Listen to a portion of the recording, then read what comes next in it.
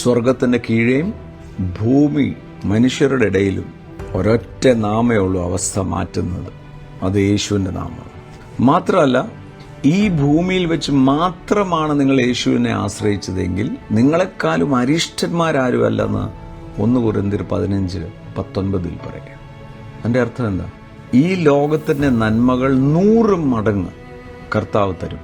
എൻ്റെ നാമത്തിലും സുവിശേഷത്തിനുമായി നൽകിയ എല്ലാവർക്കും തന്നെ 100 മടങ്ങ് ഈ ലോകത്തിൽ വെച്ച് തന്നെ വരുവാനിരിക്കുന്ന ലോകത്തിൽ നിത്യജീവൻ.